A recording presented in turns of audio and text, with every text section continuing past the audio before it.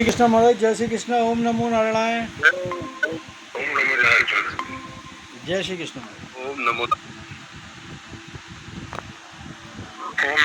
स्वामी जी। ओम नमो नारायण। बंद कर कर दिया। बोल प्रणाम स्वामी जी। बोल कम बंद कर दिया राजा।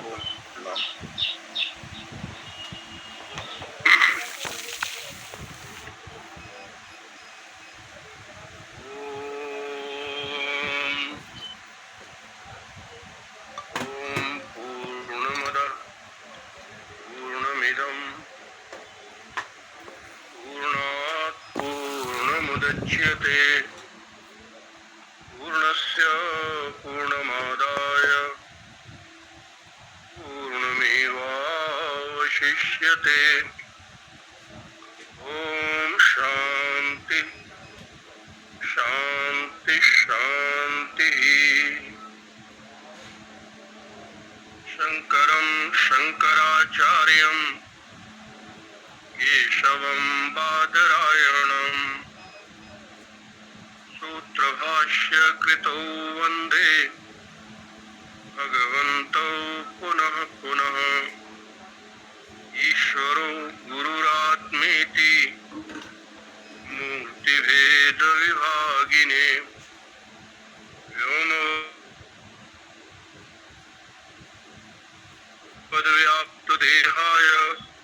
दक्षिणामूर्तये नमः। ओम शांति शांति शांति। आचार्य भगवत पाद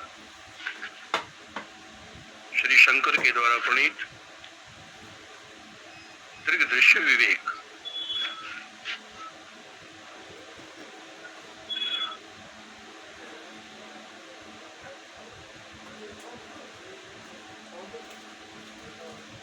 अपने स्वरूप के चिंतन की प्रक्रिया, जिसको भाष्यकार यहाँ समाधि कह रहे हैं, वो समाधि किस प्रकार लगानी है,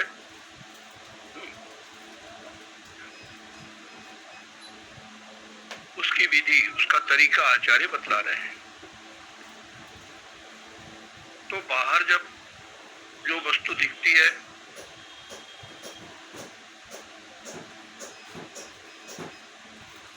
तो उस समय भी हमारी वृत्तियों से जो कुछ भी मालूम पड़ता है, नाम और रूप, उसका निराकरण करते हुए, उसका बाध करते हुए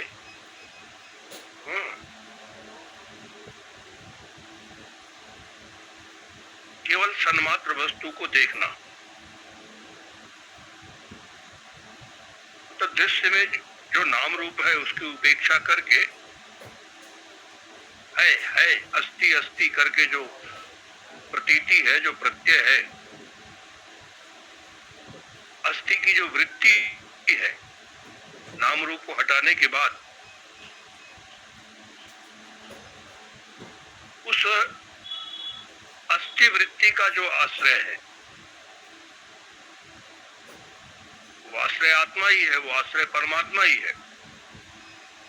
माने हमारी वृत्ति के विषय का जो आश्रय है उसको ही देखो केवल। तो भीतर जो है वो विषय के आकार में परिणत जो वृत्ति है उसका आश्रय, और बाहर जो है वृत्ति के विषय का आश्रय।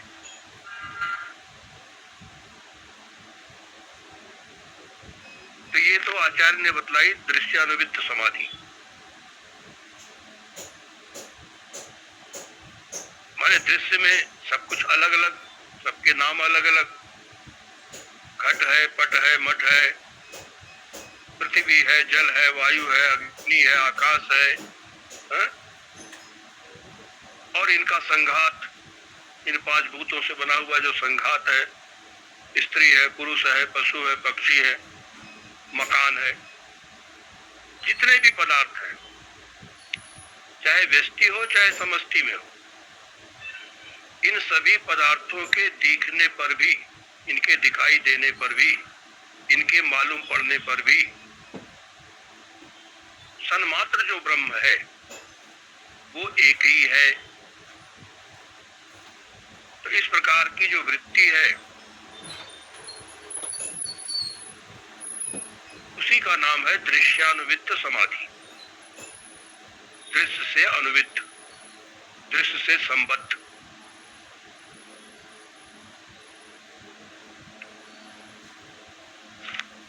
अब इसके बाद शब्दानुवित्त समाधि को फिर आचार्य बतला रहे हैं। जैसे पहले दृग और दृश्य का विवेक किया, पहले दृष्टा अलग नहीं दिखता था, तो दृश्य से अलग करके दृष्टा को दिखाया आचार्य ने। तो ऐसे ही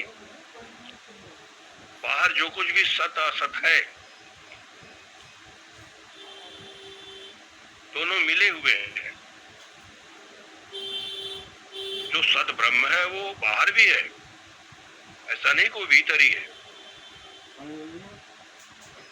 उसका अनुसंधान कैसे करें, उसको कैसे देखें, क्योंकि उसमें जो है असत नाम रूप मिला हुआ है।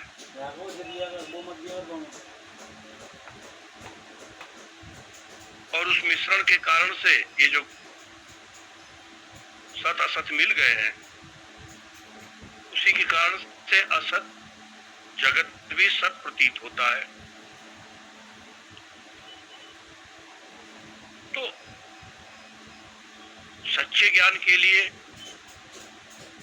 हमको असत की उपेक्षा करके सत को ही देखना है। इसके लिए आचार्य अग्रिम श्लोक 28वां श्लोक प्रस्तुत कर रहे हैं।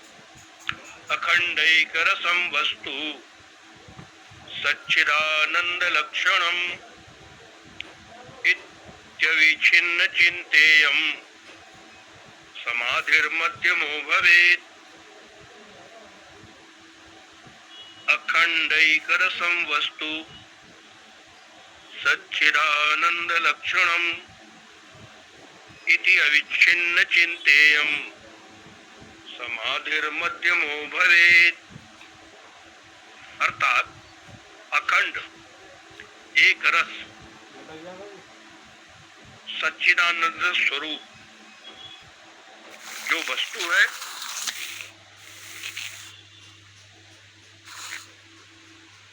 वो ब्रह्म है।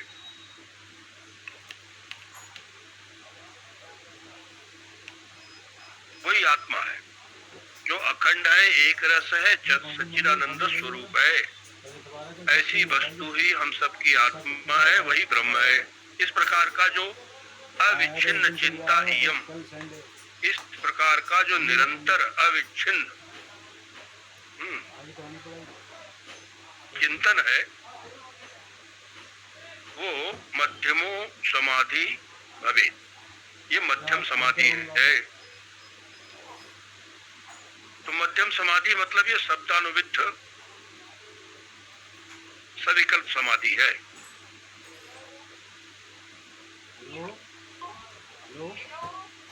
तो इस अवस्था में नाम और रूप सामने नहीं आते, अथवा नाम रूप होने पर भी तुमसे बात करनी है। नाम रूप होने के पहले और नाम रूप में भी मिलेगा नहीं, टेस्टिंग हो पाएगी, आज ही दिखाया। एक अखंड एक रस परमात्मा ही है। हाँ, संजीव आनंद को दिखाइयो। तो नाम रूप होने पर भी मतलब उसमें नाम रूप को छोड़ दे। सुन बता दियो कैसे 3 इंजेक्शन लगाए थे, कौन कौन से नाम रूप में भी अखंड एक रस सच्चिदानंद स्वरूप परमात्मा ही है।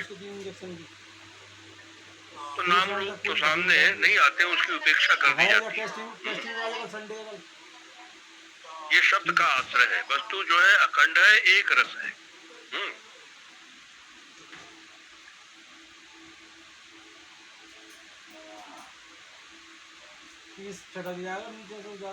तो वास्तव में तो ये जो आत्मदेव है वो आत्मदेव ही अखंड है, परिपूर्ण है।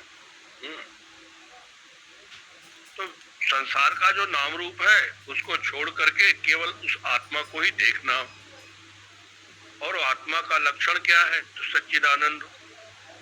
वो सच्चिदानंद स्वरूप अखंड एक रस अद्वितीय वस्तु है।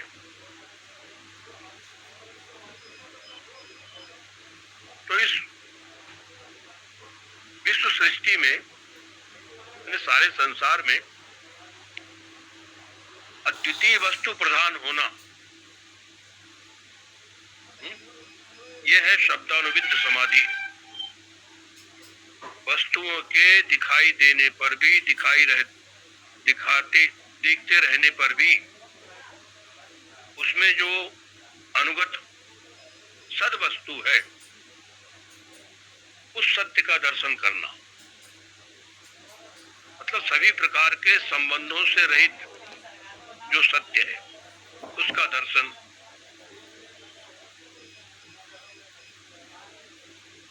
तो जिसको पहले आचार्य ने कहा था स्वानुभूति रस, तो इस स्वानुभूति रस में अद्वितीय ब्रह्म ही है। इसके लिए कुछ बोल करके वृत्ति बनाने की जरूरत नहीं है।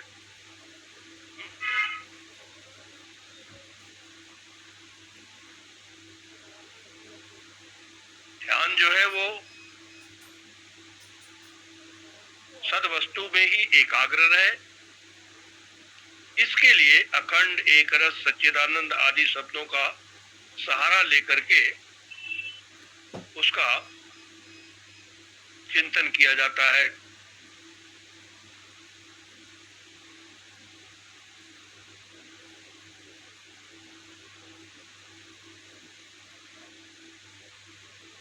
तो अब ऐसी जो समाधि है, क्योंकि संसार में तो सब कुछ खंड खंड प्रतीत होता है, पृथक पृथक, अलग अलग, भिन्न भिन्न।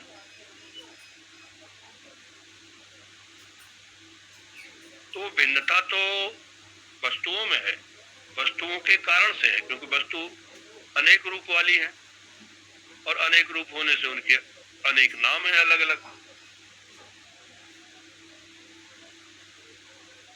तो यदि इस रूप को हटा दे, रूप न रहे, तो फिर कोई भेद भी नहीं रहेगा। फिर जो नानात्व है, रूप नहीं रहने पर नानात्व भी संभव नहीं होगा किसी प्रकार का। इसलिए ब्रह्म को अखंड एक रस कहते हैं। तो अखंड कहने के साथ ही सद वस्तु जो हमारी आत्मा है, ब्रह्म है, उसकी अखंडता का अनुभव करना चाहिए। और एक रस कहने के साथ, एक रस जब कहते हैं तो सर्वत्र एक जैसा ही दिखना चाहिए उसको। अब इन शब्दों का उच्चारण कोई वाणी से बोलना नहीं है, बोल करके ऐसी कोई वृत्ति नहीं बनानी है। बस ऐसा चिंतन करके चुपचाप बैठ जाना है। ये बाहर की निर्विकल्प समाधि है।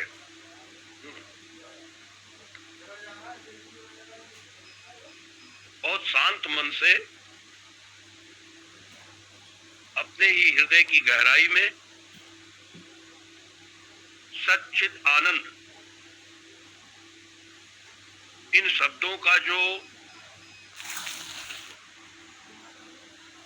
लक्ष्य अर्थ है उसका स्मरण करते हुए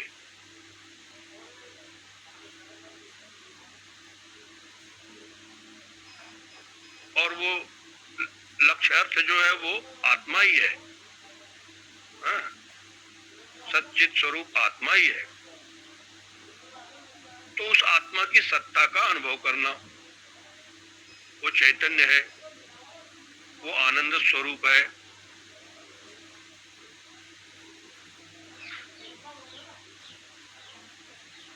तो जैसे पहले आचार्य ने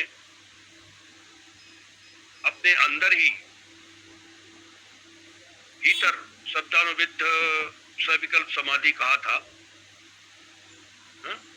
वैसे ही अब सर्वत्र सच्चिदानंद ब्रह्म का चिंतन करने का निर्देश इस श्लोक से आचार्य कह रहे हैं। वास्तव में तो आत्मा में अनुभव होने वाली जो सत्ता है ना, वही सारे जगत की सत्ता है। आत्मा ही सारे दृश्यमान जगत का आधार है।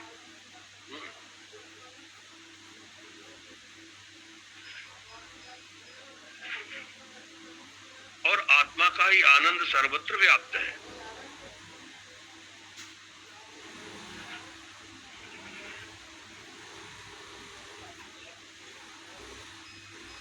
तो ये आत्मा की जो सच्चिदानंद रूपता है,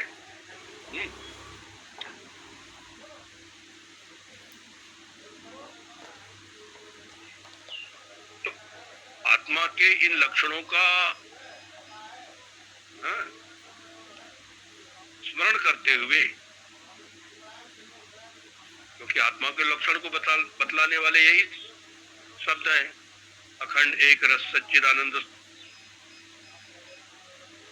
तो उसके तात्पर्य अर्थ का, उसके लक्ष्य अर्थ का ध्यान करे, अर्थात उस अर्थ का अनुभव करे कि वो आत्मा ऐसा ही है।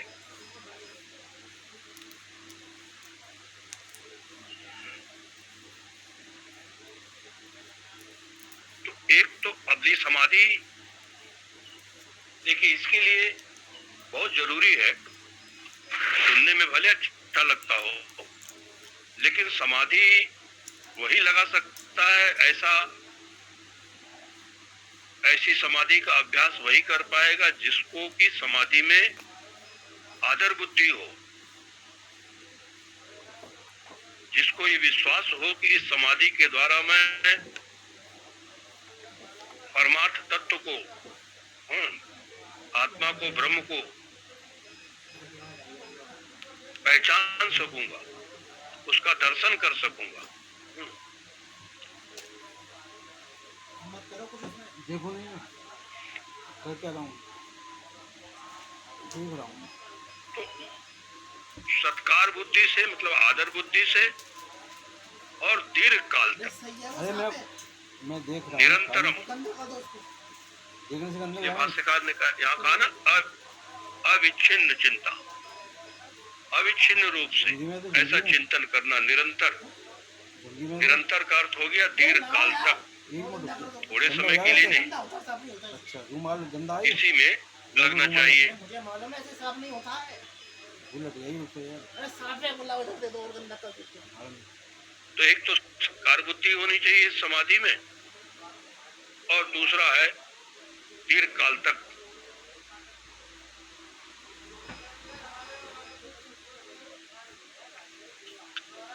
तो दीर्घ काल तक ये ऐसी एक रास्ता रहनी चाहिए।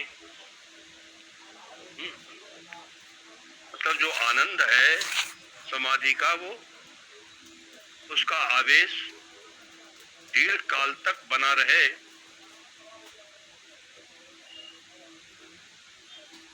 मैंने लगातार, कभी हो कभी नहीं हो ऐसा नहीं, दीर्घ काल तक हो, लगातार हो और प्रेम से हो,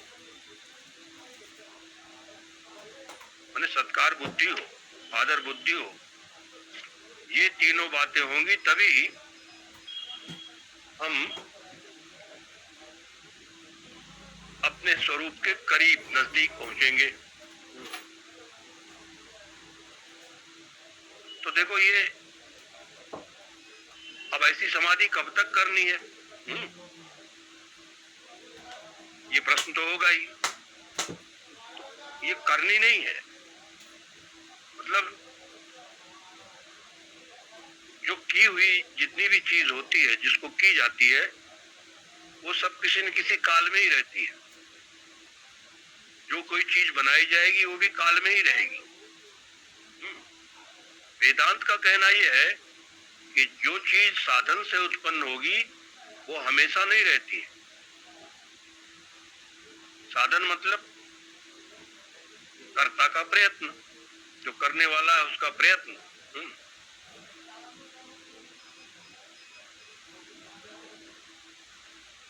अब ये क्योंकि कर्ता भी प्रयत्न करने में स्वतंत्र नहीं है। आप देखते ही है कि सुषुप्ति में सारे प्रयत्न छूट जाते हैं, ऐसे ही समाधि में भी सारे प्रयत्न छूट जाते हैं।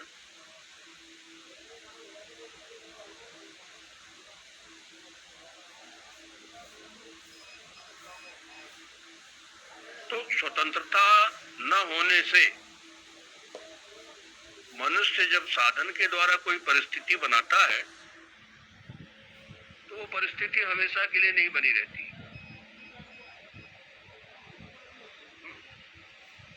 जैसे उदाहरण के लिए हम आपको कहें कि आपने हाथ में बंदूक उठाई और निशाने पर लगाया, तो जो बंदूक है और जो निशाना है जहां लगाना है उसकी दोनों की जो सीध है, अगर आप चाहें कि 24 घंटा वैसे ही हम बंदूक की नली लक्ष्य पर रखेंगे तो ये संभव नहीं है, नहीं रख पाएगा। हाथ ही ढीला पड़ जाएगा, हिल जाएगा, बंदूक की नली टेढ़ी हो जाएगी, इधर उधर चली जाएगी।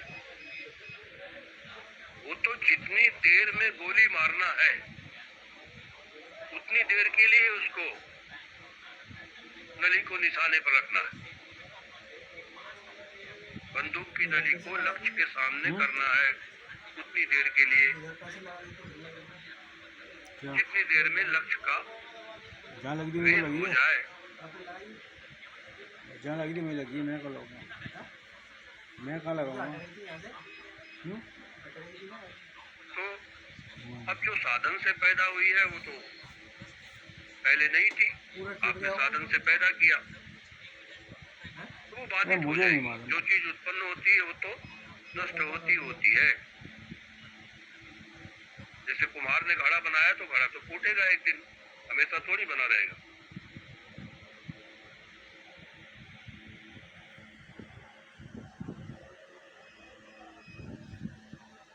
और आपके पास नहीं है कोई चीज, दूसरे से उधार मांग के लाते हैं। जैसे मंत्र लेते हैं हम लोग, मंत्र किसी से प्राप्त करते हैं तो उस मंत्र के आधार पर हमको एक न एक दिन हमारे लक्ष्य की प्राप्ति हो जाती है, और जब लक्ष्य की प्राप्ति हो गई तो फिर मंत्र की जरूरत नहीं रहती, फिर मंत्र की कोई आवश्यकता नहीं रह जाती है।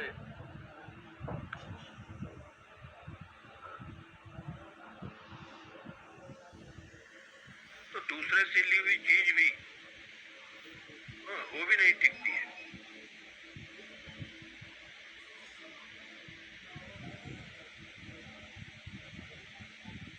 तीसरी बात है जो संस्कार करके जो चीज बनाई जाती है, जैसे हम लोग धो करके कोई चीज को साफ करते हैं, वो तो फिर आ जाएगी, फिर मैला हो जाएगा, फिर वो दूषित हो जाएगा। चाहे आप संस्कार करें, चाहे किसी चीज को उत्पन्न करें, चाहे किसी से उधार लें, अथवा जिस चीज में विकार होता है वो सारी चीजें बदल जाती हैं। जैसे हम लोग खाना खाते हैं, भोजन इत्यादि, तो वैसा थोड़ी हमेशा बना रहता है, विकृत हो जाता है। सुबह की बनी हुई चीज शाम को खराब हो जाती है।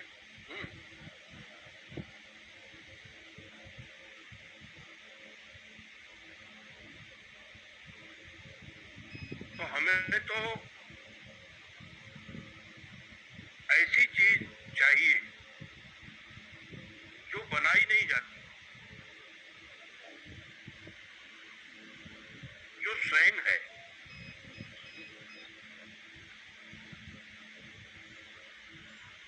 क्योंकि देखा गया है कि जो बहुत दीर्घ काल तक समाधि लगाने वाले लोग हैं ना, वो भी जब समाधि से उनका भी उत्थान होता है, होश में आते हैं, तो वो भी शरीर को ही मैं कहते हैं।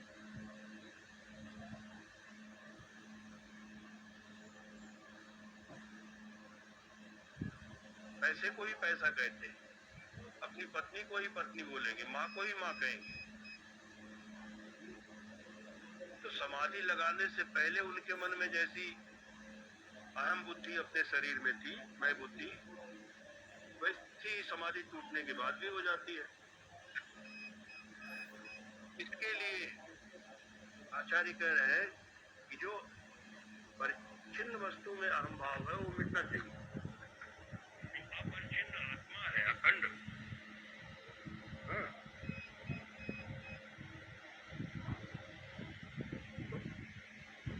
उसमें अहम भाव।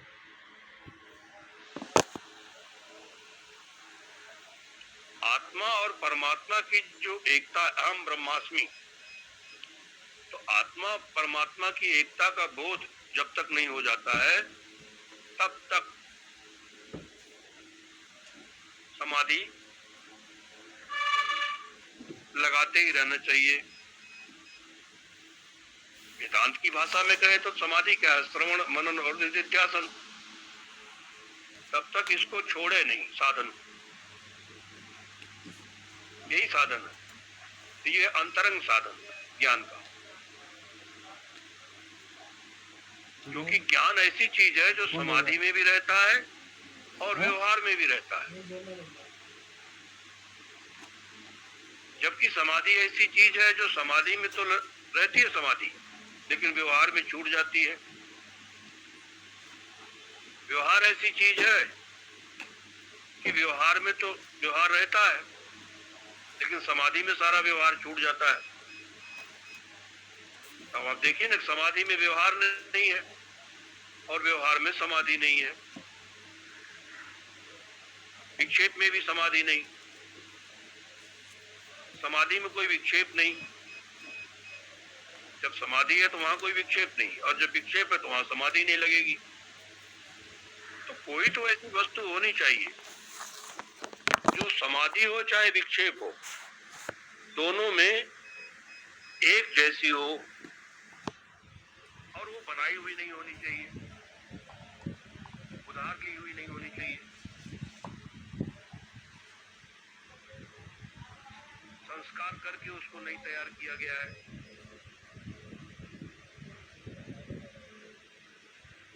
और वो विकार भी नहीं होना चाहिए।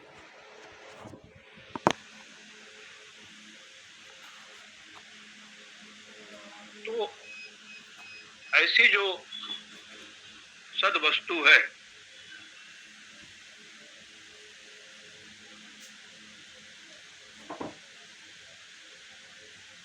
जिसके लिए आचार्य ने कहा कि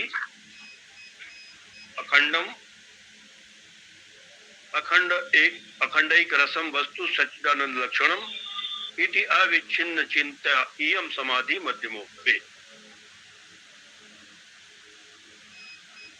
तो ये इस प्रकार की समाधि का अभ्यास करने से व्यक्ति में ऐसा कोई नहीं कोई सींग पूछ निकल जाती है, वो असामान्य व्यक्ति हो जाता है। कोई असामान्य व्यक्ति नहीं बनना है इस समाधि को लगा, बल्कि सामान्य लोगों की तरह ही, अन्य व्यक्तियों की तरह ही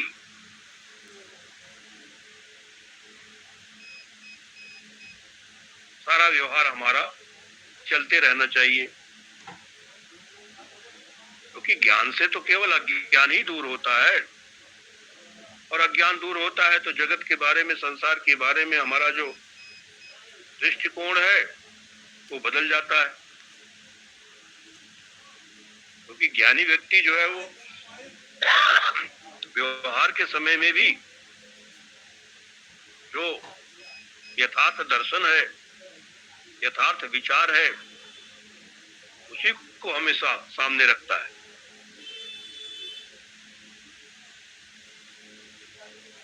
क्योंकि वो सर्वत्र अखंड एक रस देखते हुए नाम रूपात्मक जो सृष्टि है, असत सृष्टि, उसको उस अखंड एक रस वस्तु के ऊपर आरोपित देखता है, आरोपित समझता है।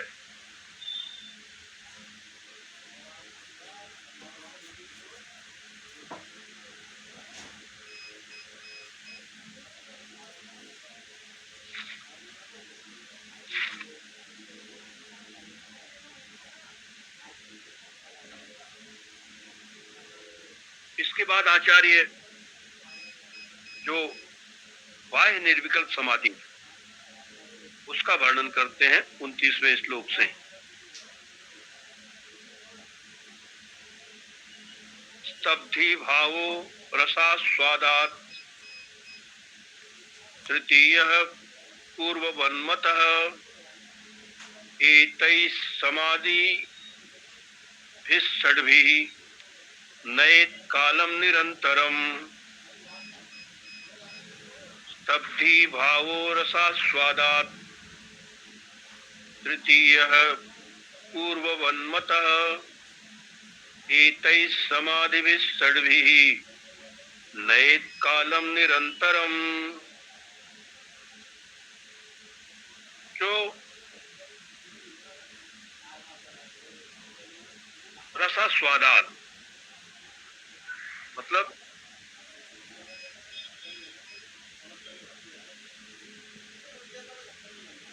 जो आत्मानंद स्वानंद की अनुभूति हुई,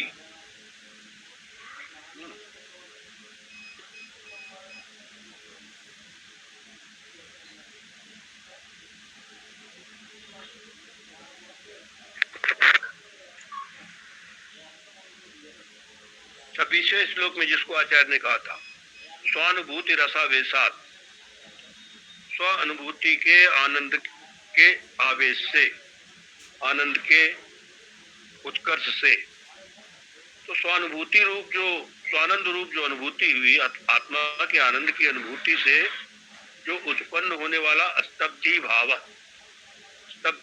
है।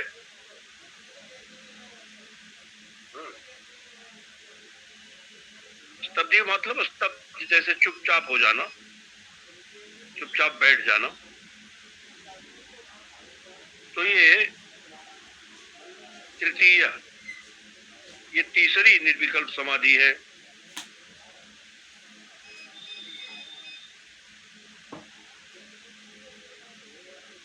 और इस प्रकार से एतई समाधि षड्वी, ये 6 प्रकार की समाधि का निरंतरम नयेत काल, निरंतर अभ्यास से काल व्यतीत करना चाहिए।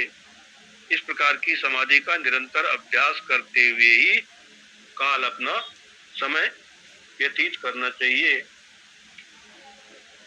तो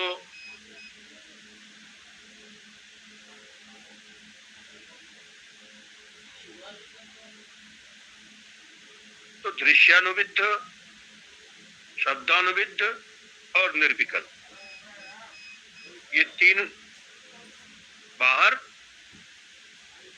और फिर 3 भीतर, मतलब ये तीनों बाहर भी है भीतर भी है। इस प्रकार से 6 हो गई है। 6 समाधियों के द्वारा अपना समय निरंतर व्यतीत करे, अपने समय को इसी में लगाए, इस प्रकार की 6 समाधियों में। तो अब देखते हैं कि लोगों को, सर्वसामान्य व्यक्ति को तो विषयों के उपभोग में ही रस आता है।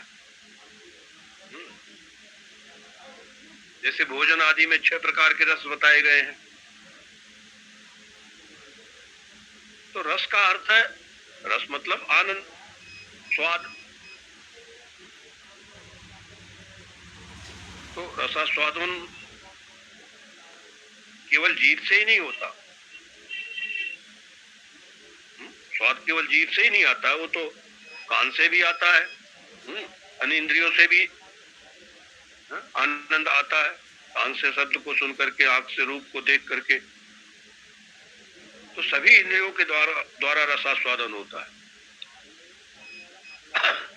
अच्छी बातें सुन करके जो हमको प्रिय है, उससे हमको कानों को सुख मिलता है, आनंद मिलता है।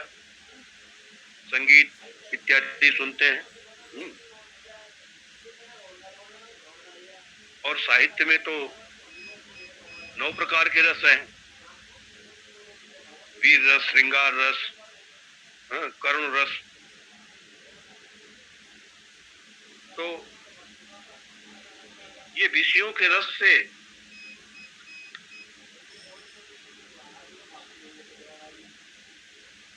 जो ब्रह्मानंद है, आत्मानंद है,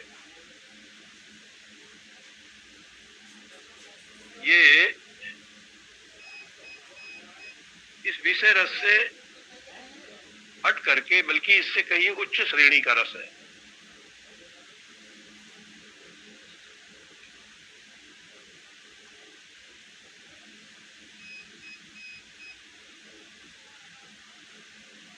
तो विषय सुख हो चाहे जितने भी सुख है विषय से होने वाले, ये तभी तक सुख मालूम पड़ते हैं जब तक आत्म सुख की उपलब्धि नहीं होती।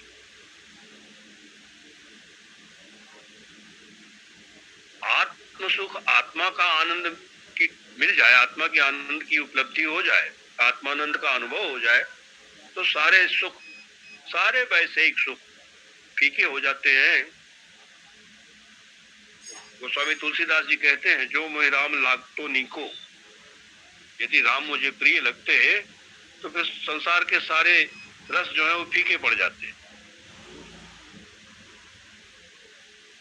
तो क्योंकि आत्मा ही केवल आनंद स्वरूप है, तो आनंद का सागर, आनंद का अथाह सागर, अनंत सागर, तो उस आत्मानंद में जो निमग्न हो जाएगा, ऐसे व्यक्ति को विषय सुख क्या है, वो तो एक बूंद भी नहीं आनंद की। तो जो आनंद के सागर में लीन है, उसको एक बूंद से क्या प्रयोजन रह गया।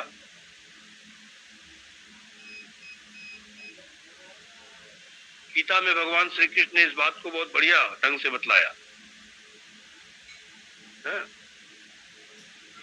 विषया, दूसरे अध्याय में, विषया विनिवर्तन्ते निराहारस्य देहिनः रसवर्जम रसोप्यस्य परम दृष्ट्वा निवर्तते। तो निराहारस्य देहिनः मतलब जो पुरुष इंद्रियों के द्वारा विषयों को ग्रहण नहीं करता है, इंद्रियों के द्वारा विषयों को न ग्रहण करने वाला जो व्यक्ति है, जो पुरुष है, उसके भी विषया विनिवर्तन्ते, विषय तो निवृत्त हो जाते हैं, लेकिन विषयों में जो राग है वो नहीं निवृत्त होता, वो बना रहता है। जैसे हम लोग व्रत उपवास करते हैं तो एक दिन के लिए विषयों से दूर रहते हैं, विषय ग्रहण नहीं करते हैं, लेकिन राग तो नहीं दूर होता। अगले दिन तैयारी रखते हैं कि आज तो चलो व्रत है, कल खाएंगे और अच्छा बना के खाएंगे। तो विषयों से राग नहीं निवृत्त होता है। निहार विषयों का सेवन न करने वाला, विषयों को ग्रहण न करने वाले व्यक्ति का विषयों से राग नहीं निवृत्त होता है। विषय तो थोड़ी देर के लिए निवृत्त हो जाता है, लेकिन अस्य, ये जो ज्ञानी है, जो आत्मानंद में जो निमग्न है, जो आत्म स्वरूप में स्थित है, इसका तो राग भी, विषयों से राग भी परम दृष्ट्वा निवर्तते, परमात्मा को पाक करके, परमात्मा को देख करके वो राग भी, विषयों से सारे राग भी निवृत्त हो जाते हैं। तो कहते हैं ना, रसो वैसा, श्रुति कहती है वो परमात्मा जो है वो रस स्वरूप है। रस मतलब आनंद, सुख, तो परमात्मा ही परम रस है। उसका रस अर्थात उसका आनंद अनुभव में आ जाए तो फिर अन्य जितने भी रस हैं सब फीके पड़ जाते हैं।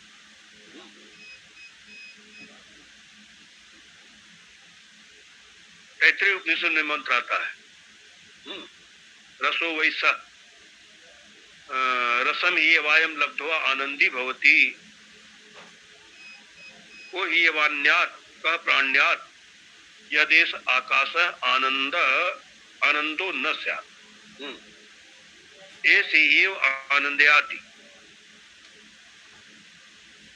तो निश्चय ही रसो वही स, निश्चय ही वह आनंद है, वह मतलब वह आत्मा, वह ब्रह्म।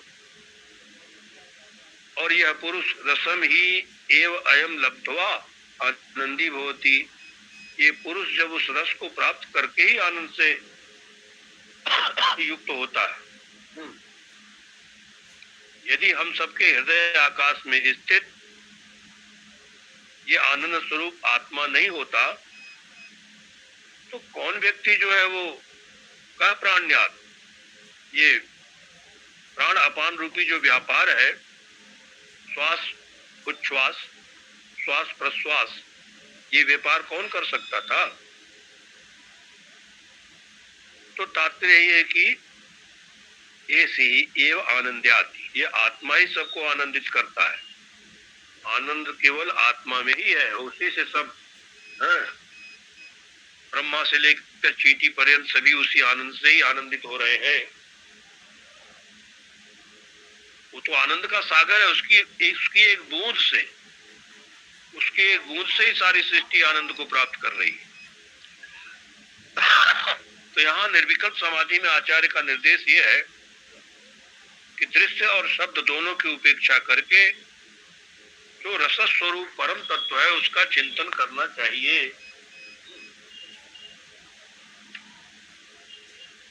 इसीलिए रसास्वादात,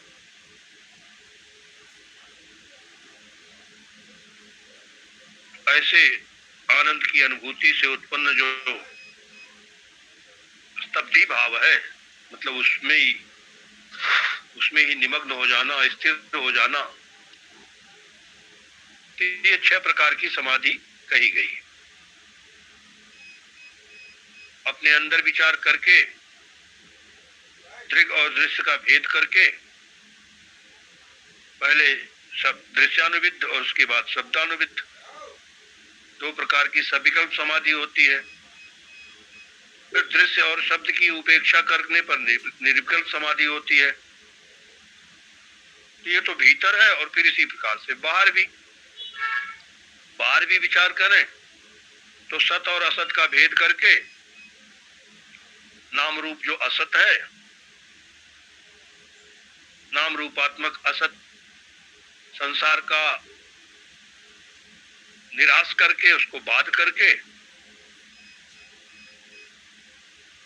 सत स्वरूप जो ब्रह्म है उसकी उपलब्धि करे, उसी को देखे, उसी का चिंतन करे, उसी का दर्शन करे। तो दृश्य जो नाम रूप है उसकी और शब्द की, इन दोनों की उपेक्षा करने पर फिर निर्विकल्प समाधि होती है।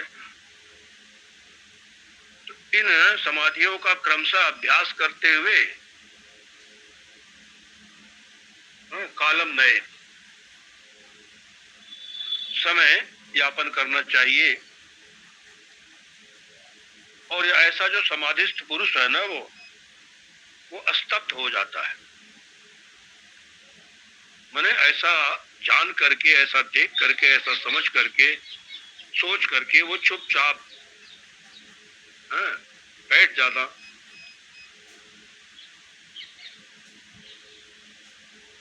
क्यों? क्योंकि वो पूर्णता का अनुभव करता है, उसमें कोई कामना नहीं रहती, मन शांत हो जाता है। मतलब वो अपने आप में ही, अपने स्वरूप में ही, अपनी आत्मा में ही मग्न रहता है।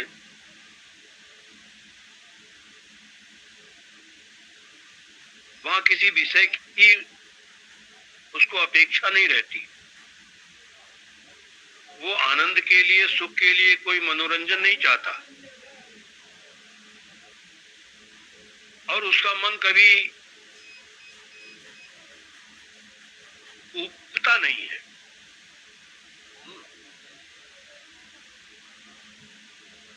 ऐसी स्थिति में आने के बाद ऐसा नहीं कि वो घबराए या ऊब जाए,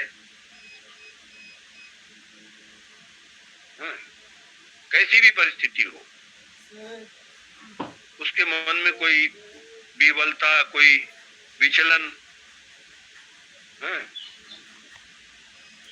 नहीं आती।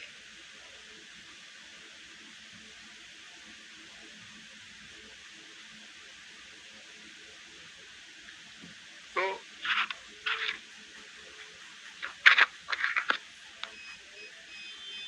अब जिनको अपने आत्मा में सुख नहीं मिलता, जिन्होंने आनंद रूप आत्मा का सुख अनुभव नहीं किया है, उनका मन स्थिर नहीं हो सकता। वो तो बाहर कहीं न कहीं सुख की तलाश करेंगे। मानस में गोस्वामी तुलसीदास जी लिखते हैं, निज सुख बिन मन होय कि तीरा।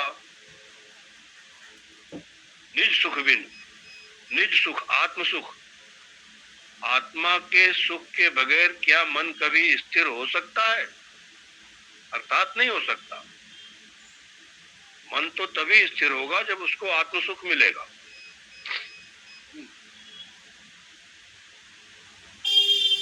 परस की होई विहीन समीरा, क्या वायु के बगैर किसी को स्पर्श का अनुभव हो सकता है? अर्थात नहीं हो सकता। ऐसे ही आत्म सुख के बगैर मन कभी स्थिर नहीं हो सकता है। अब जिसको अपने अंदर ही आनंद का स्रोत मिल गया हो,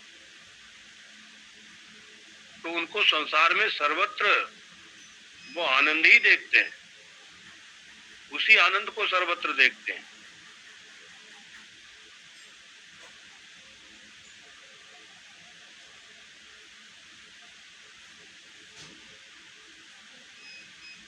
गीता के 6ठे अध्याय में भगवान कृष्ण ने कहा ना, सर्वभूतस्थम आत्मानम सर्वभूतानि चात्मनि ईक्षते योग युक्त आत्मा सर्वत्र समदर्शन। तो ऐसा नहीं कि वो आनंद का सूत्र हमारे पास ही है, तो सर्वत्र है। हाँ, सबको उसका अनुभव नहीं हो रहा है, सबको उसकी तलाश नहीं है, सबने उसको पाया नहीं है। तो जिसने पाया है, कहते हैं हीरा पायो गांठ गठियायो, तो वो तो सर्वत्र उसको वो आनंद स्वरूप आत्मा ही दिखता है।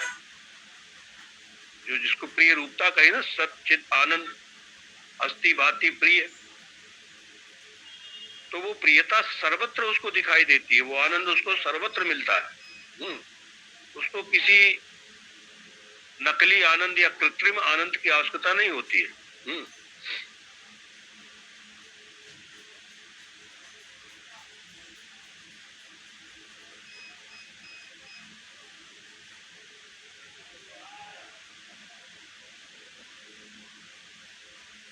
तो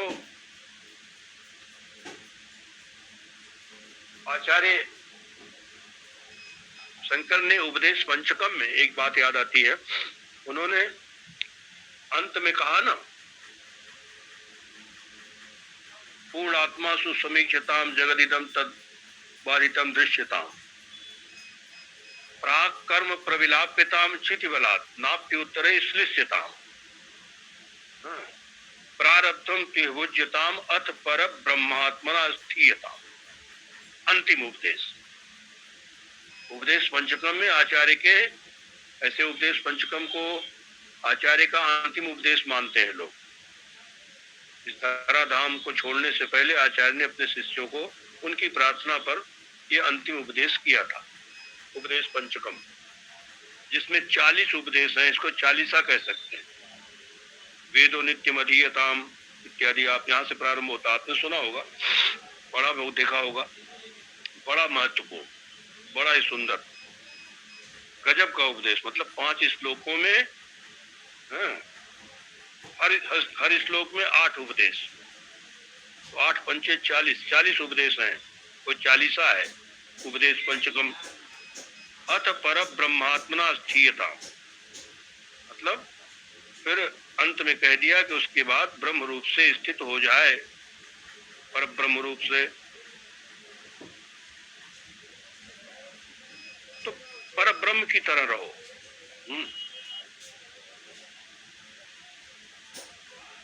माने संसार में भी सुखपूर्वक रहो,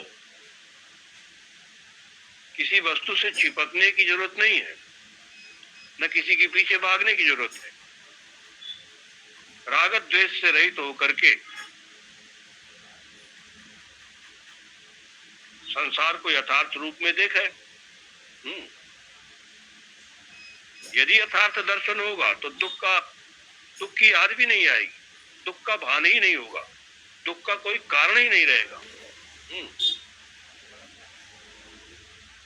इसलिए तो कहते हैं ना, ज्ञानी लोग संसार में सुख पूर्वक रहते हैं और अज्ञानी बेचारे रोते रहते हैं, दुख भोगते हैं। एक श्लोक कहा ना, काव्य शास्त्र विनोदेन कालो गच्छति धीमता व्यसनेन तु मूर्खाणाम निद्रया कलहेनवा। बुद्धिमान लोग जो है उनका समय तो शास्त्र के विनोद में ही बीतता है, और मूर्ख लोग जो है वो व्यसन में, निद्रा में, कलह में समय नष्ट करते हैं।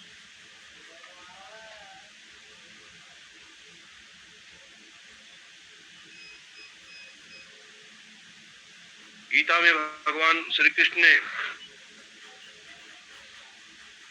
यस्तु आत्मरतिरेव स्यात् आत्मतृप्तश्च मानवः आत्मनि एव च संतुष्टः तस्य कार्यं न विद्यते।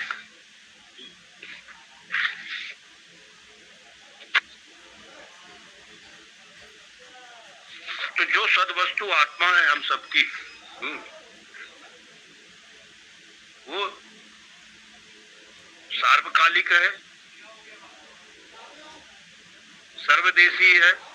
मतलब वो आत्मा सभी काल में रहने वाली है, उस सभी देशों में रहने वाली है, सभी वस्तुओं में विद्यमान है और देश काल वस्तु से परिचिन्न नहीं है। इनके नहीं रहने पर इनके अभाव में भी आत्मा है। तो भाव और अभाव दोनों का जो अधिष्ठान है, हाँ, ये उसमें ये कल्पित है।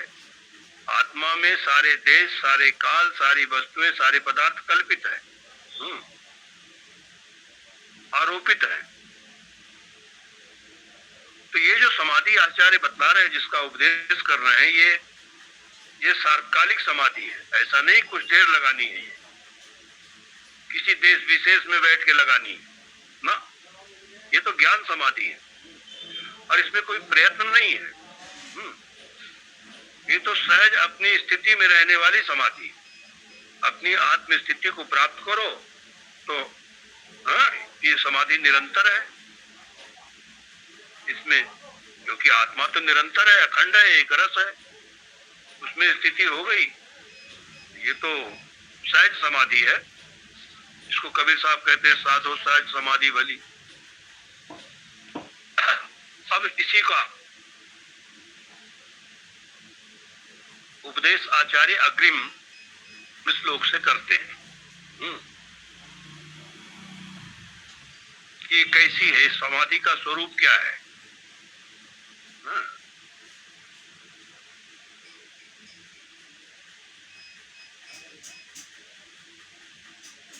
30वां श्लोक, देहाभिमाने गल, बहुत प्रसिद्ध श्लोक है ये।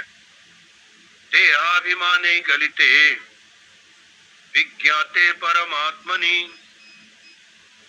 यत्र यत्र मनो याति तत्र तत्र समाधयः। देहाभिमाने गलिते विज्ञाते परमात्मनि यत्र यत्र मनो याति तत्र तत्र समाधयः। देहाभिमाने गलिते, देह का अभिमान गल जाने पर, जिस समय देहाभिमान नहीं रहा, कोई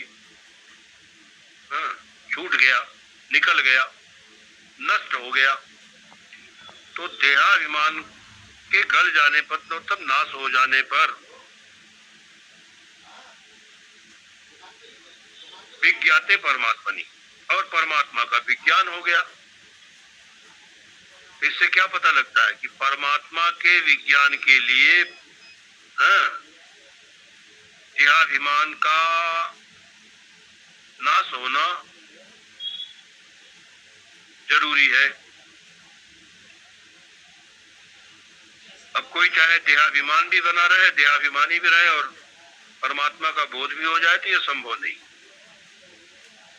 तो देहाभिमान ये जब नष्ट हो गया और परमात्मा का विज्ञान हो गया, तो ऐसा परमात्मा का विज्ञान होने पर यत्र यत्र मनोयाति, जहाँ कहीं भी जहाँ भी मन जाए, तत्र तत्र समाधि, वही समाधि। अब मन चाहे जहाँ जाए, जब देहाभिमान नहीं रहा और परमात्मा स्वरूप का बोध हो गया, अनुभव हो गया अपने स्वरूप का, तो चाहे जहाँ भी मन जाए। अब देखिए यहाँ यत्र यत्र मनोयाति मतलब मन में विक्षेप हो रहा है, मन जा रहा है इधर उधर। ये ऐसी समाधि जिसमें विक्षेप और समाधि दोनों एक है, समाधि और विक्षेप दोनों एक हो गए। यहाँ मन चाहे जहाँ जाए वहाँ समाधि है। घट के आकार की मन की वृत्ति बनी, वहाँ भी समाधि है। पट के आकार की वृत्ति है तो समाधि है। स्त्री के आकार के, पुरुष के आकार की कोई भी वृत्ति मन में बने, समाधि है। कब? जब विज्ञाते परमात्मनि, जब अखंड एक रस परमात्मा का मतलब ब्रह्म और आत्मा की एकता का बोध हो जाए और देहाभिमान गलित हो जाए, तभी ऐसा होगा। अखंड एक रस ब्रह्मात्मिक बोध, और ऐसे बोध से देहाभिमान का नष्ट हो जाना।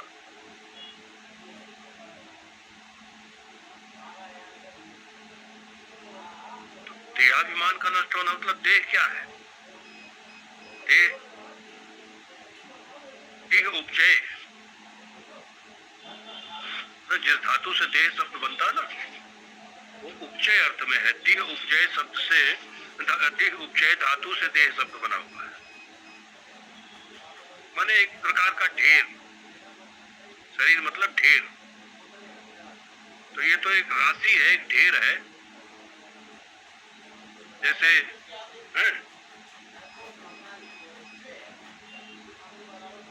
अंग्रेजी में कहते हैं बॉडी, जैसे मोटर की बॉडी होती है, बॉडी मतलब कलेवर, उसमें कल पुर्जे जो है वही तो है बॉडी। ऐसे ही हम लोगों की बॉडी, हम लोगों का शरीर है ये। जैसे मोटर में ढेर सारे पुर्जे लगे होते हैं, पहिया अलग है, उसका इंजन अलग है, मशीनें अलग है, पेट्रोल की टंकी अलग है, हैंडल अलग है, हर चीज अलग अलग, सबको मिला करके मोटर कहते हैं, कार कहते हैं। तो वैसे ही हम सबका शरीर भी मोटर की तरह ही है।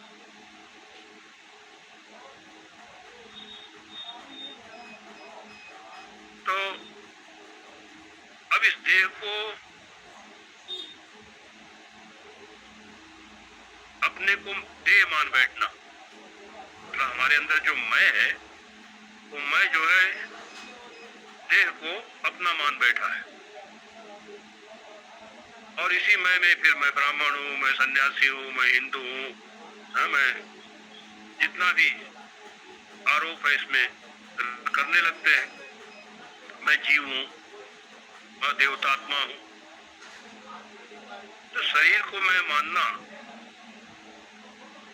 ये तो कहते नहीं, ये उधार लिया हुआ है, आहार्य है। मतलब देह के मैं को अपने में ले लिया और अपने आप को देह में डाल दिया।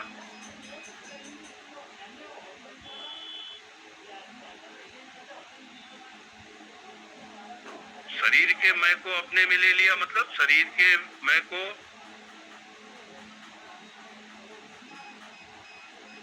आरोप आत्मा में, अपने में, और अपने आप को माने, अपने आप को माने मैं को शरीर में डाल देना। तो ये जो मैं है, ये जो देहाभिमान है, ये देहाभिमाने गलिते। हाँ?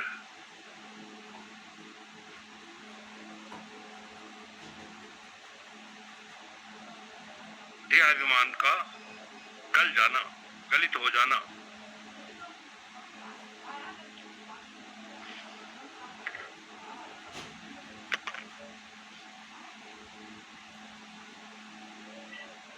ये अभिमानी है। आप सोचे खुद ही कि जन्म लेने के बाद हाँ, लोगों ने हम सबके दिमाग में क्या क्या डाल दिया है।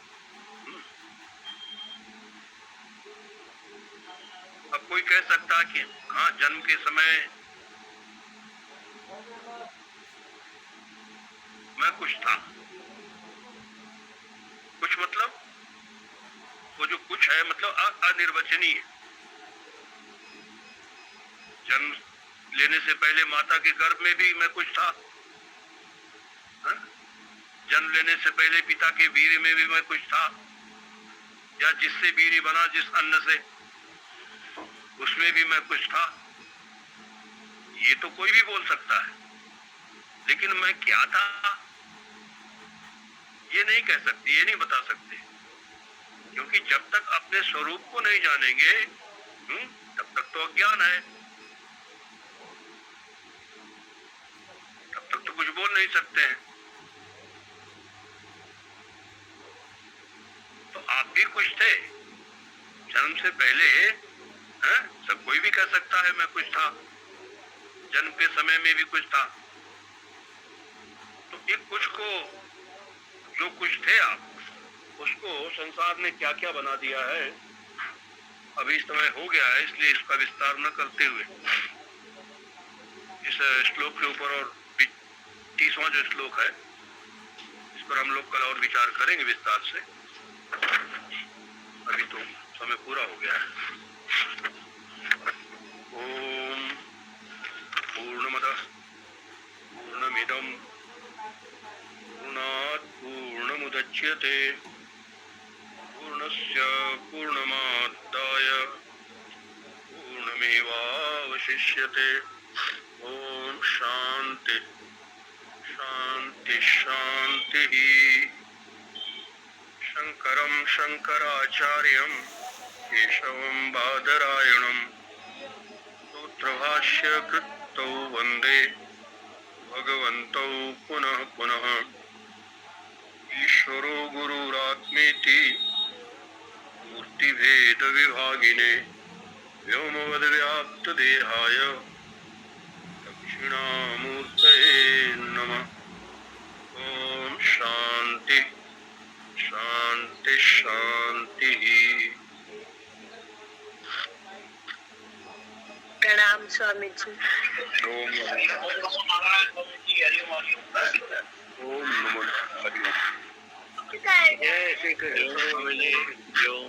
समाधि में बड़ा बल दिया। जय श्री कृष्ण महाराज जी, जय श्री कृष्ण। लेकिन इस श्लोक में स्वामी जी बिल्कुल क्लियर कर दिया, जहाँ जहाँ मन जाए वही समाधि। वेदांत की समाधि, जहाँ मन जाए देह अभिमान गलित। बड़ा मुश्किल काम।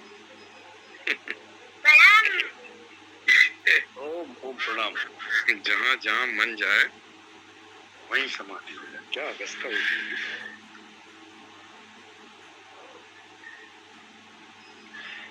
वही तो कहते हैं ना, वही यदि आत्मस्वरूप का बोध हो जाता है ना, तो विस्मरण नहीं होता। फिर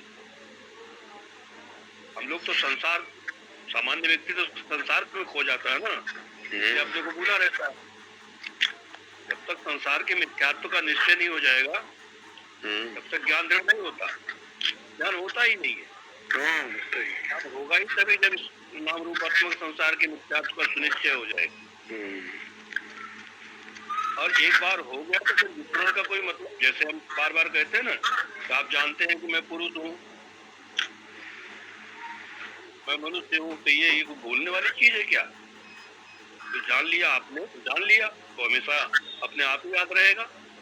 सही बात। तो आत्मस्वरूप की स्मृति नहीं होती। एक बार दोस्त को समझ गए, फिर मन जहाँ जहाँ भी जाए, मन के साथ हम है ना, पहले हम हमारे बगैर कौन चला जाएगा? काम जा रहा हूँ मैं तो पहले हूँ। विजित आत्मा जितेंद्रिया सब कुछ उसके अधीन रहता है। ये बहुत बढ़िया बात बताई। समाधि काल में रहती है, व्यवहार काल में छूट जाती है। ज्ञान जो है वो ज्ञान काल में भी रहता है, समाधि काल में भी रहता है। बहुत सुंदर। बस सारस्वती जी जो अभी स्वामी जी बता रहे थे श्लोक ये जहाँ जहाँ मन जाए, ये वेदांत की समाधि यही है। उस समाधि में तो जहाँ बैठेगा उठेगा व्यवहार, समाधि अलग हो गई व्यवहार अलग। इस समाधि में वो 24/7 व्यवहार भी करता रहेगा, संसार में रहता हुआ है, संसार ही रहेगा। वो ज्ञान जैसे हमारे जैसे हमारे गुरु नानक देव थे।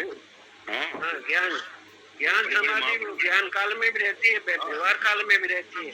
सारा व्यवहार करते हुए, सारा जगत व्यवहार करते हुए यहाँ व्यवहार काल में भी रहती है और समाज काल में भी रहती है। सही कह रहे हो स्वामी। देखो रमण महर्षि तो व्यवहार में कम थे, अपने एकांत में मौन रहते थे, लेकिन ये सरदारों के गुरु थे, ये तो व्यवहार पूरा किया इन्होंने, पूरे संसार में विचरण, पूरा व्यवहार।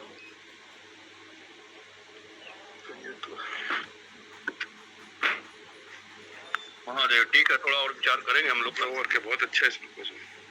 जय श्री बहुत सुंदर। जय श्री कृष्ण महाराज जी, बहुत सुंदर व्याख्या चल रही है। जय श्री कृष्ण महाराज। ओम नमो नारायण स्वामी जी, ओम नमो नारायण।